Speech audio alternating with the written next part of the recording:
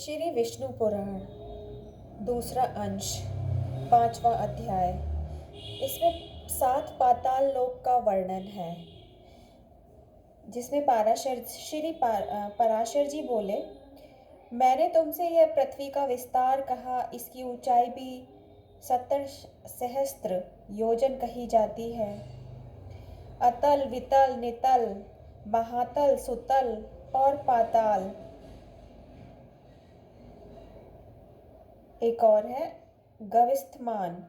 इन 7 में से प्रत्येक 10 सहस्त्र योजन की दूरी पर है। सुंदर महलों से सुशोभित यहाँ की भूमियाँ शुक्र, कृष्ण, अरुण और पीत वर्ण की तथा कंकरीली पत्थर की और स्वर्णमयी हैं। उनमें दानव, दैत्य, यक्ष और बड़े बड़े नाग आदियों की सैकड़ों जातियां निवास करती हैं। एक बार नारद जी ने पाताल लोक से स्वर्ग में आकर वहां के निवासियों से कहा था कि पाताल तो स्वर्ग से भी अधिक सुंदर है, जहां नाग गण के आभूषणों में सुंदर प्रभायुक्त शुभ मणियां जड़ी हुई हैं। उस पाताल को किसके समान कहें, जहां तहां दैत्य और दानवों की कन्याओं से सुशोभित पाताल लोक में किस मुक्त पुरुष की भी प्रीति न होगी।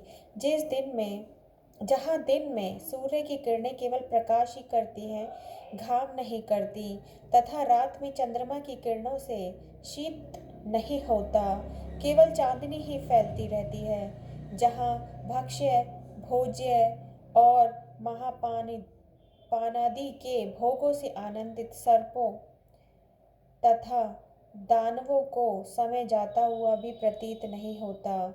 जहाँ सुंदर वन, नदियाँ, सुंदर सरोवर, कमलों के वन हैं, जहाँ नर कोकिलों की सुमधुर कूक गूंजती है, आकाश बड़ा मनोहारी है।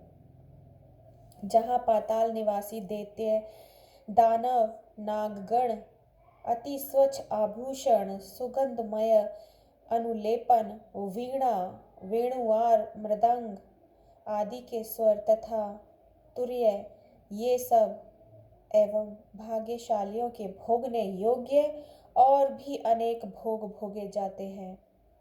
पातालों के नीचे विष्णु भगवान का शेषनाग नामक जो तमोमय विग्रह है, उसके गुणों का दैत्य या दानवगण भी वर्णन नहीं कर सकते।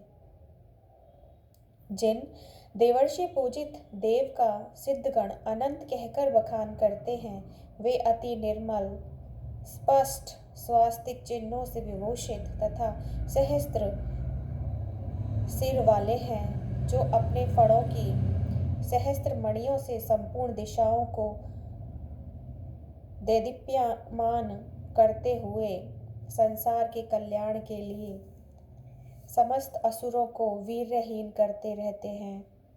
मद के कारण अरुण नयन, सदैव एक ही कुंडल पहने हुए तथा मुकुट और माला आदि धारण किए हुए, जो अग्नि युक्त श्वेत पर्वत के समान सुशोभित है, मद से उन्मुक्त हुए जो नीलांबर तथा श्वेत हारों से सुशोभित होकर मेघमाला और गंगा प्रवाह से युक्त दूसरे कैलाश पर्वत के समान विराजमान हैं, जो अपने हाथों में हल और उत्तम मूसल धारण किए हैं तथा जिनकी उपासना शोभा और वारुणी देवी स्वयं मूर्तिमती होकर करती हैं। कल्पांत में जिनके मुखों से विषाग्नि शिखा के समान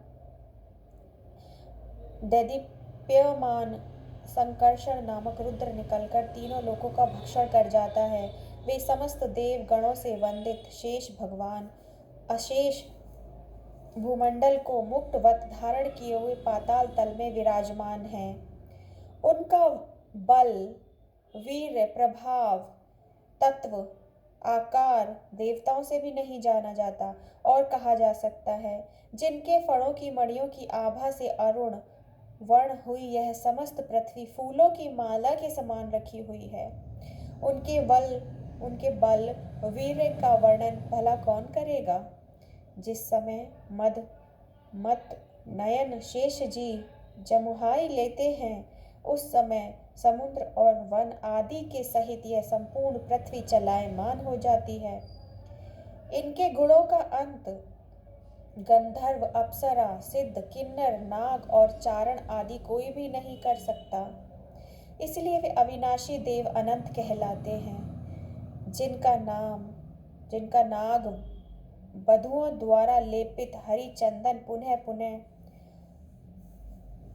श्वास वायु से छूट छूट कर दिशाओं को सुगंधित करता रहता है, जिनकी आराधना से पूर्वकालीन महर्षि गर्ग ने समस्त ज्योतिर्मंडल और शकुन अपशकुन आदि नैमित्तिक फलों को जाना था, उन नाग श्रेष्ठ शेष भगवान ने इस पृथ्वी को अपने मस्तक पर धारण किया हुआ है, जो स्वयं भी देव, असुर और मनुष्यों के सहित संपूर्ण पाताल आदि समस्त लोकों को धारण किए हुए हैं।